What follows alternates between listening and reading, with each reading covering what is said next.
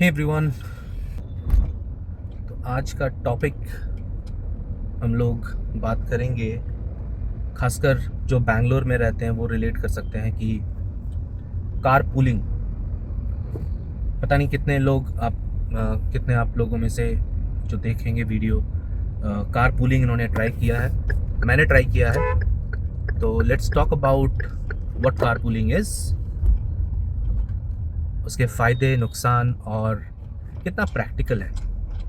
So let's hit it. So car pooling एक basically एक तरीका है कि आप अगर पॉइंट ए से पॉइंट बी जा रहे हैं और कोई और भी उसी डिस्टेंस में पॉइंट ए से बी के बीच में कहीं जाना चाहता है, तो वो आपके साथ ट्रैवल करे और वो कुछ अपने डिस्टेंस के हिसाब से, जितना डिस्टेंस उसको ट्रैवल करना है उसके हिसाब से आपको कुछ पेमेंट करें। तो एक बेसिकली फ्यूल शेयरिंग का आपको पैसा मिल जाएगा। तो इसको फैसिलिटेट करते हैं बहुत सारे ऐप्स।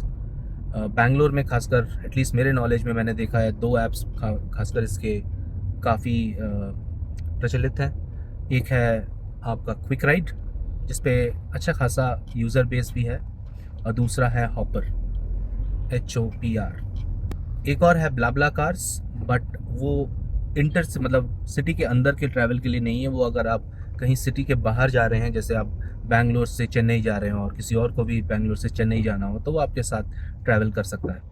फ़ायदे और नुकसान बात करते हैं। फ़ायदा तो एक है कि आप अगर पॉइंट ए से बी जा रहे हैं और आपको अगर मान लीजिए 300 रुपये का पेट्रोल लग रहा है, तो आपने किसी को पिकअप किया, उसको ड्रॉप कर दिया, तो हो सकता है आपको कुछ 70, 80, 100 डिपेंडिंग कि कितना वो डिस्टेंस ट्रैवल करता है आपके साथ, आपको उसका कुछ अमाउंट मिल जाता है। तो आपका फ्यूल शेयरिंग हो जाता है, तो दैट्स गुड। और दूसरा फ़ायदा है कि इन्वामेंटल तरफ से, अगर इन्वामेंटल पर्सपेक्टिव से अगर देखेंगे, तो आपका कार्बन एमिशन कम होता है।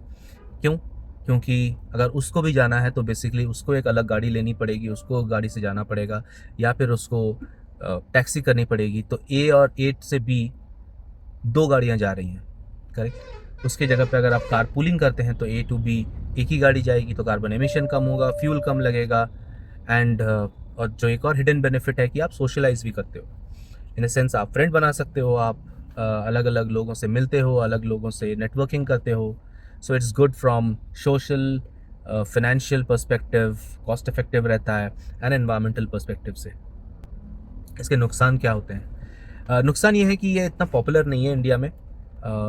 लोग उतना ईजिली ट्रस्ट नहीं करते हैं। खासकर एक माइंडसेट है कि मैं अपने गाड़ी में मैं किसी और को क्यों बिठाऊं। सो एक माइंडसेट है, तो इसके लिए बहुत लोग दूसरों को ट्रस्ट नहीं करते हैं। प्लस जो एग्रीगेटर्स हैं, मतलब जो ऐप्स हैं जो ये सर्विस प्रोवाइड करते हैं, बहुत कम है। जैसे मैंने बोला, क्विकर और हॉपर हैं, और उस पे भी उतना ज़्यादा आपको मिलता नहीं है हमेशा, मतलब रेगुलर आपको मिलेगा नहीं। जैसे आज मैं जो ट्रैवल कर रहा हूँ, आज मुझे कोई भी कार पूलर नहीं मिला। तो लैक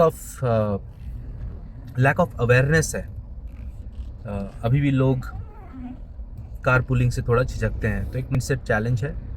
सो कॉन्स में यही है, माइंडसेट चैलेंज और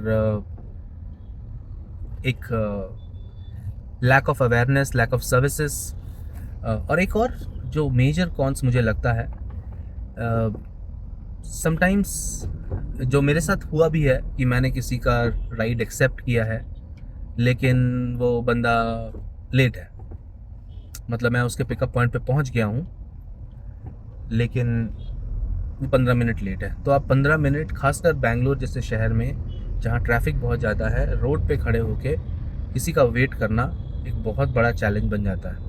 अब बात करते हैं कितना प्रैक्टिकल है। तो जैसे मैंने कहा, प्रैक्टिकल है, क्योंकि मैंने इसको काफ़ी यूज़ किया है।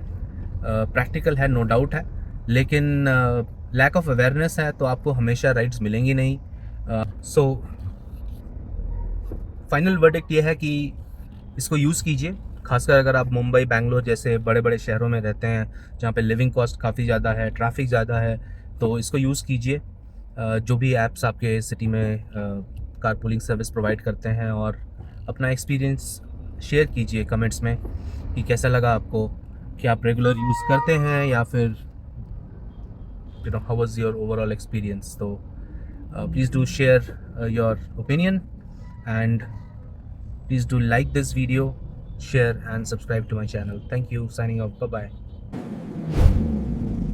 हर ड्राइव एक कहानी है।